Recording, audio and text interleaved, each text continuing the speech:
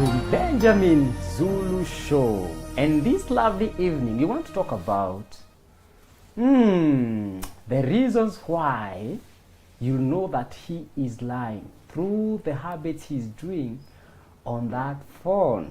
Yes, you see, there's a certain call that will come and you see him or her running to respond away from where you are. Yeah, and there are all those kind of passwords they are put that even if you try to master them, you can't.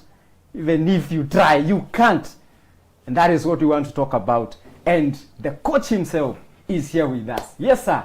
And so the question here is, what is the boundary between respecting your privacy and realizing that you're hiding something? Mm-hmm.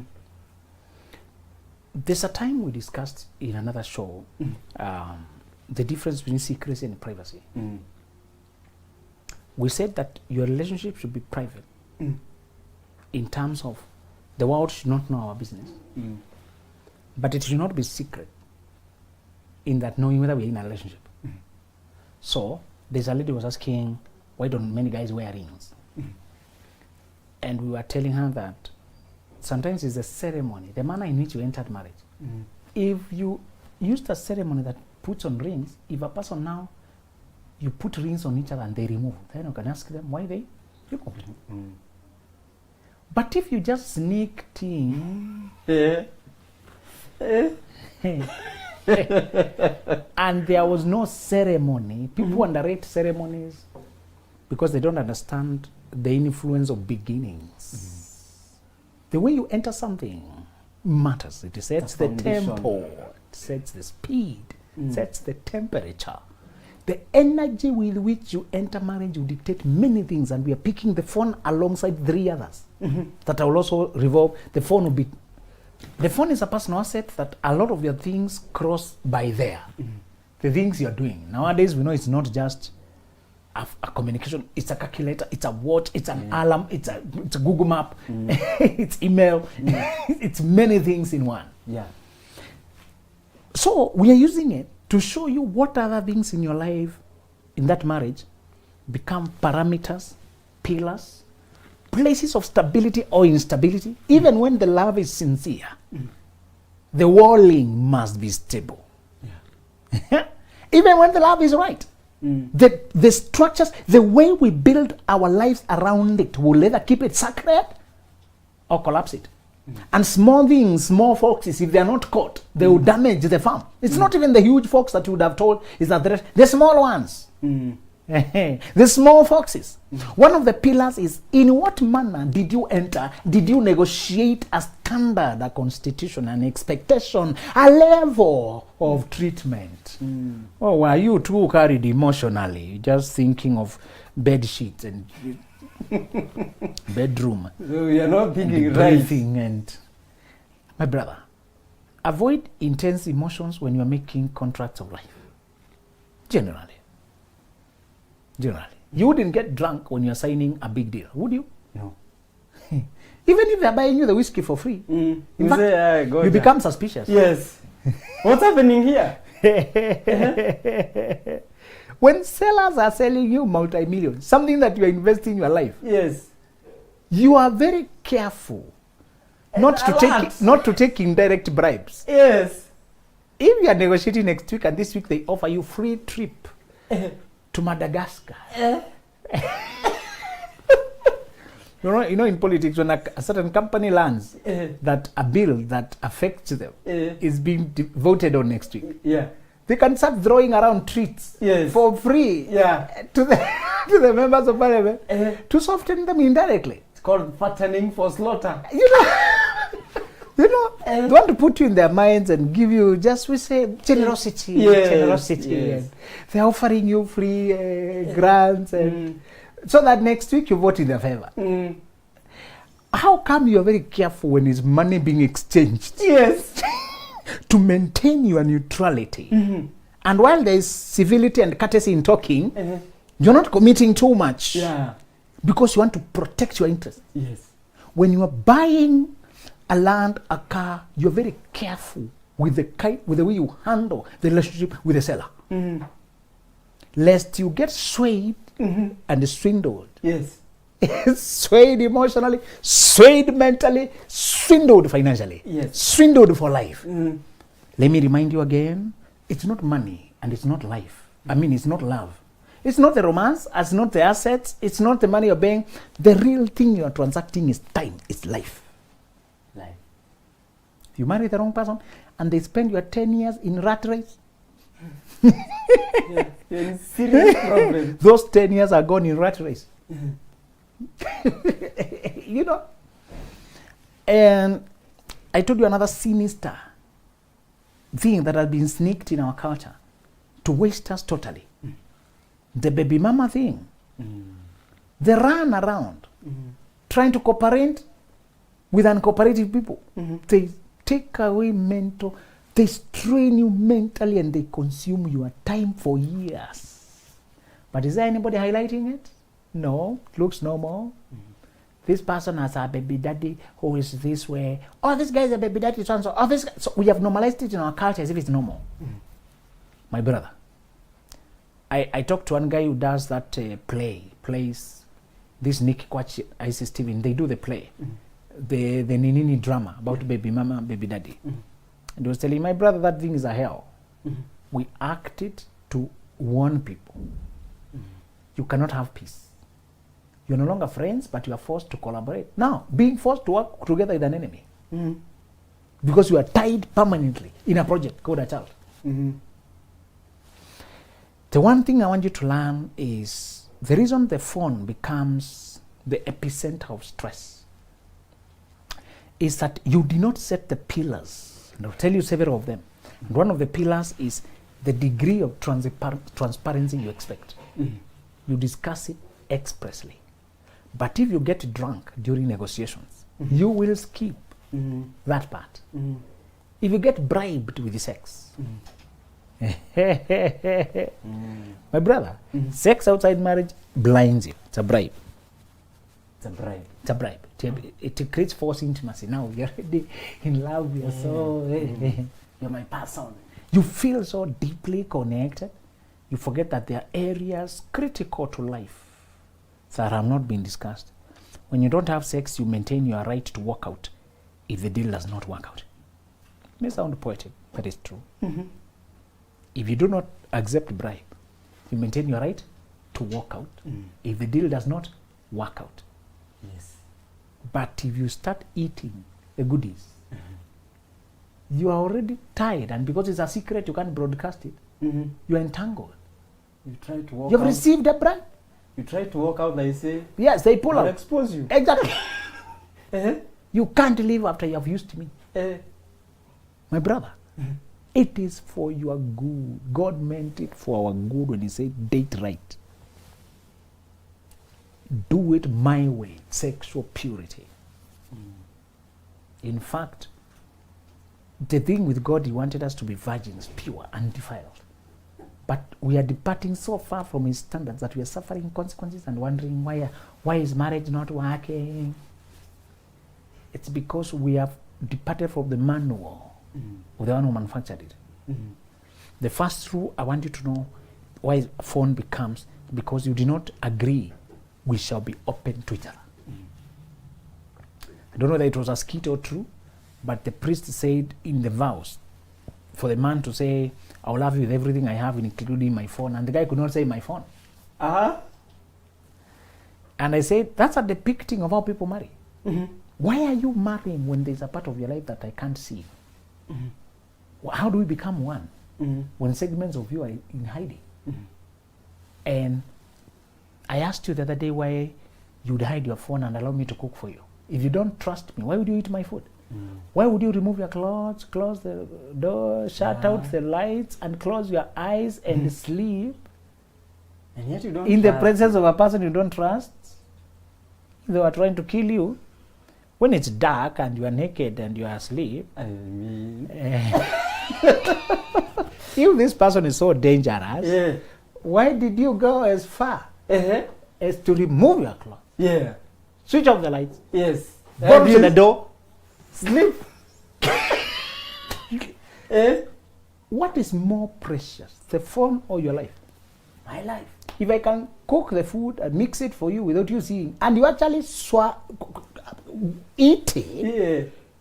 if I was to kill you, wouldn't I kill you there? Mm-hmm. So what is this that is more than life that you can't trust me with? Mm. It is not me you can't trust. It is your behavior, you know it is not honest. You are hiding foul play. People know it's not you, they are fearing you, crucifying them. Because whenever you ask them, why do you hide your phone? You know, when you're looking for something, you'll always find it. So if I put it here and you're looking. I'm not the reason you're hiding the phone. You are the reason you're hiding your phone. Mm-hmm. Because you know the things you're doing there are violating our covenant. True. This is not Greek. Uh-huh. People hide because they're doing violations, or they are preparing to, or they are open to. Mm-hmm.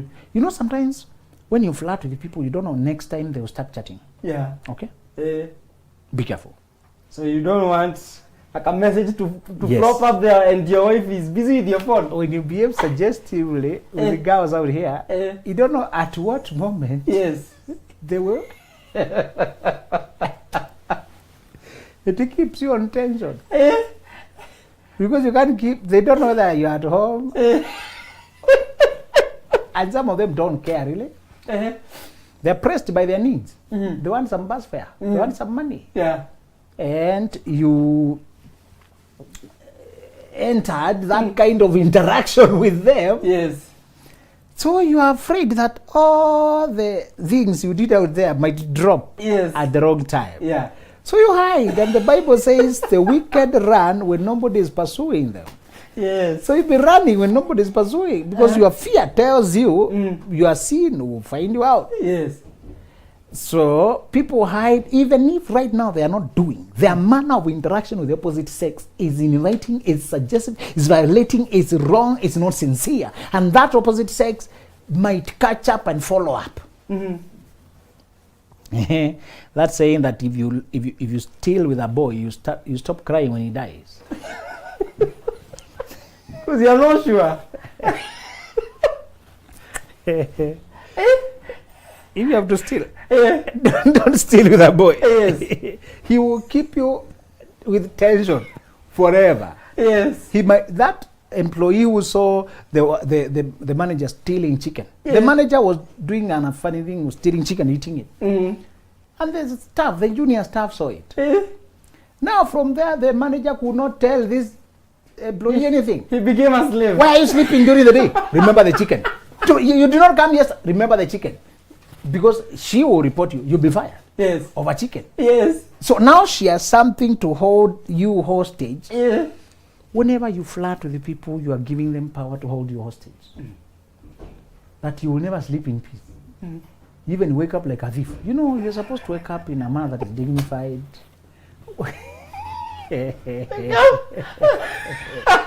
The manner in which you wake up says a lot. Whether your life is peaceful. Yes. But if you have stolen things there, and you don't know whether the phone has been taken. So you wake up like, and you're looking for the phone. Imagine waking up, the first thing you're looking for is not gratitude to God, is not prayer. Yes. Or the way you'd wake up and you're looking for a glass of water, or checking whether it's children or loved ones or slept prayer. You're not waking up with the blessings. You're waking up with a curse. You're running up to your phone. And one guy remembered the phone he did not carry it to the bathroom. And he'd already applied soap. Then it rings. He had it ringing. And he's naked in soap. And he's trying to grab towel and apply it as he reaches there. Because the phone rang. Is that the life you want? No. No. You can't be peaceful. Yeah. Because you don't know who is calling. It might be anybody. Yeah. Even if you have twisted the name. People twist names, and instead of writing Magi, they write Njeru Atakatak. Oh, Maka. You know? Tony wa avocado. But even if they change the name, the body language doesn't lie. Yes. Because they will need to remember what it is. But if you don't have a good memory, don't start lying. you will confuse the lies. You say this in the morning, by afternoon you're saying something different. Because now, if you had said, Willy wa Mikeka, and that is a code name for Anne, and then the other place you write Saimo Avicheko, and that one was supposed to be Jane, you might yourself confuse which one which is which. And I told you a very easy solution, although it looks plain, but it works. The easiest way to cheat successfully. There's a way, by the way, to cheat successfully. You can enjoy with as many women as you want. Is to not marry. So you have not put the gate, the fence, so nobody said you cross the fence. Yes. So, and it's a viable lifestyle. It's viable. Or better still, don't marry first. So finish that chapter of your life, and then and you feel you're done. You look for another retiree of cheating. Allah. And you enjoy your retirement time. Now you commit yourself there. You marry after retired. It's unfair to lie. To promise faithfulness when you don't intend it. Men especially, and even women as well, we get married twice. We get married physically, legally, and we also get married psychologically. If you don't conduct the psychological closure and marriage that now I belong to someone, you not stay faithful. Your emotions and your mind, you must. I have made a covenant with my eyes. Job made us think you can actually covenant with parts of your body. Of course, eyes are just physical things. It's that desire of looking that he was talking about. I've made a covenant with myself that I'm now married. I'm a man of one woman. If you make a covenant in church, but you don't make a covenant with your eyes, they will continue roaming. People cheat their exes because they did not make a covenant. They signed physical covenants, but they did not sign. So the one thing we come into marriage staggering carelessly, we did not negotiate the degree of transparency, the covenantal honesty. We did not swear to be true. We said the vows, but we did not say them to our partner. We did not agree with our soul. The second thing that people don't agree is how to treat outsiders. Some of the people you're flirting with are legitimate colleagues. It's your language that lacks boundaries. It's the emotional permissiveness. It's not even new people. It's that you call best friend, who's also a guy like me. And now the things you are talking, they go. Go beyond. Sometimes the people you're flirting with are those people who are hitting on you and they are in your space. It's a person you work together, you do business together, you do chama together. This is a person in our life. Could even be the husband of the other friends. Flirting with my wife. And the language is very unbecoming.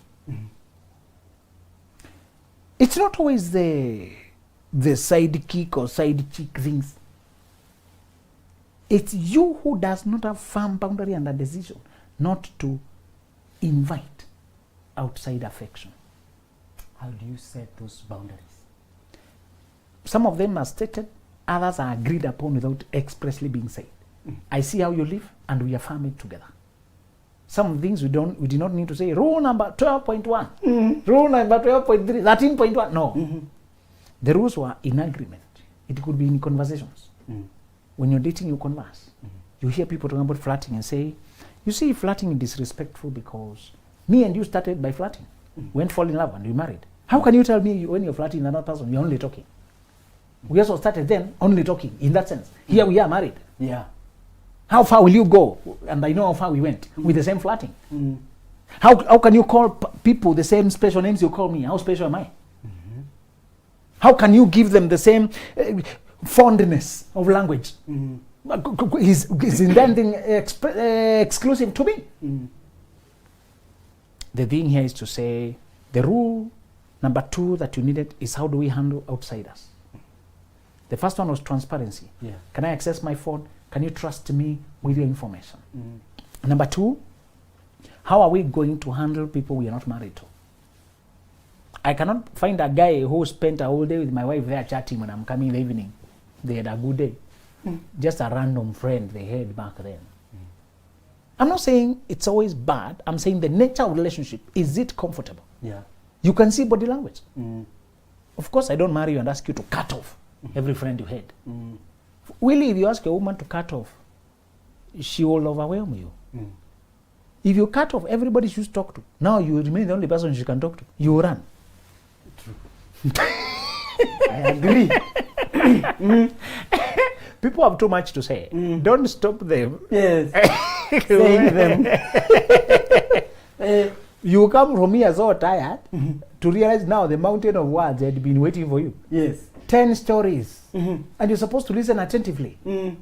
And you fall asleep in between. And it's chaos. We're not saying I should stop all the lady friends I had. It's to put the healthy boundary. Even then they know I'm married and I don't cross that boundary. It's the kind of association you continue after you become a family person. You will have associations of the opposite sex and you need them. We need them. As a family, we need quality associations. Yes. There are people who are so resourceful, it will be foolish to drift away from them. Yeah. Just because of our insecurities. People can open doors. They can hold doors for you. And they mean well. Should I be able to, I should be able to trust with them. So the second thing is outsiders, and this is usually a consensus coming from how you view it, how I view it. It's not always put in words and written down. The third thing, why? And we said, how does that touch on the phone? Because the language they use. Why do they keep deleting messages? Why do they delete call logs? And they tell you, I know if you see it, you get angry. What you are saying is you knew it is wrong. It is crossing boundaries. Why would I get angry? Don't accuse me with anger. People should not tell you, are you still mad? Are you still angry? I know you get mad. That is accusatory and manipulative. You're supposed to say, I know you'll be hurt. Hurt is sincere. I know you'll be hurt because it is wrong. It crosses boundaries. Don't make me the subject when you are the one misbehaving. I did not want you to tell you the truth so that you don't leave me. Which means you know you're deceiving me. You're supposed to tell me the truth so that I can make an informed decision. The reason we are supposed to agree on how we handle outsiders is so that the outside influence and the conversations we are having does not need to be hidden. Yeah. I can even reply for you in many cases. I told you the other day on how to work on becoming team business partners. When you're business partners, many of the businesses mix in your personal interactions. A friend who is also purchasing, this one is also buying your services, who is contracting you, and your partner can help you in thinking how to price this, how do we handle the other one. If you separate your business, I'm coming to point number 3, that we should have agreed on how to be transparent with money. As I told you, the phone is only the transaction point, the convergence point. It's not just communication. Your money notifications are coming there. Nowadays, it's a bank for us. That's where money comes in, transaction notifications. That's where we are keeping our memories, we are taking note. That's where we are checking social media entertainment. Only we are playing music. That's where we are storing photos. It's a camera. That's where we are setting alarms and reminders. So the phone is no longer just the communication. And as I told you, it's a convergence point for many departments of your life. Nearly all of them. Nowadays, it contains many of the things you used to carry: the radio, the calculator, many of the things, the map. You know, it is so habitual. Even when you have a watch, it becomes natural that as you look at the phone, you're able to check the watch, as you check the text, as you check the other, as you check. Listen, the rule here is to say, agree on how free you are with money. When I don't need to hide your bank account, the money can come in, a notification, and the phone is seated on and I don't jump to hide it. Because money is very emotional. When I know I can trust you with my money, I don't feel the pressure to hide the pins, the emails. And this does not mean I'll ask for all your pins and emails. Again, I don't behave like I'm policing you. The balance is, I don't police you and neither do you. I don't behave like a police and you don't behave like a thief. Okay? Yeah. I will not police you, neither should you behave like you're stealing. Yeah. I have the potential to be police and you have the potential to be thief. Yeah. We have agreed you will not run and I will not chase you. So we are in agreement. If you behave like you are stealing, then you are inviting me to check whether my interests are safe. Let's repeat uncomfortable. After you get married, your life is no longer your own. Live my life to myself. You should not have gotten married, my friend. We are becoming one. Yes. You carry a part of me, I carry a part of you. We are not swallowing each other, but we are sharing something permanently. Yes. So whatever you're doing in your life will affect me. I've invested my feelings, my heart, my future, my everything in you. So you can't start saying, this is my life. You should have stayed with your life. So don't marry and continue behaving like you're single. The hardest part about money is the philosophy you borrowed from where you grew up. If you grew up with scarcity and you saw one person squandering money, you'll be very afraid of trusting another one with money, unless they squander it. Yeah. But you unlearn that. Marriage requires recreating yourself to start another life. So we are saying it's money. The last part I want you to remember about and be very careful with is your exes, the people you ever were with, who you gave an impression that you were available. Some people, it was not a relationship. It was a pursuit that you left hanging. Yeah. And because there was chemistry and possibility and invitation and emotions and chemistry and butterflies, and there was no closure, some closures will follow way later when Willie is already married. Some people are still fond of you. And now that you're married, you might even start doing better, dressing better, appearing better, faring, going up. Yeah. And they know you had a crush on them, they had a thing. And some of them have never been married, they don't know these boundaries, they don't respect them, so they start chatting you from where you left in a flirtatious tone. So the rule is with those exes and people you had tried to pursue. The closure of some of those things, you can't go back to attack. Neither can you even remember them and write one universal text the next day after you get married. Hey guys, from today I'm married. And especially if you're a guy and you had checked on so many people, you had sent so many applications and replies are still coming. Yeah. And you have already gotten another job, but you're still being invited for interview. You had applied, but so some of those I found that they don't show that you're dishonest. It was just the energy you had started that was still going on. Yeah. And when you are free, you are not hiding and you're not intending, because sometimes people want to go back there and steal some honey. Then you come back wiping your lips and behaving as if nothing has happened. If you're honest, you will not hide it. You'll be able to tell, this is a person who needs to talk back there. And you're able to tell, hello, so that you make them know you're married, you're no longer available, and you wish them well. Yeah. Some people are not ill-willed. It's the way they live. All right? Some are aware you're married, and don't know whether it's malice or what. No, they see you as more desirable. That time they never saw you as anything. Yeah. But now suddenly they see you in another light. So it's to say about your exes or people you're given hopes, you should agree. There should be a consensus that is not anything to hide. You put boundaries then and there. Yes. Wow. That is so helpful. And thank you so much. Yes. And we come to the end of this show. And what is your take home?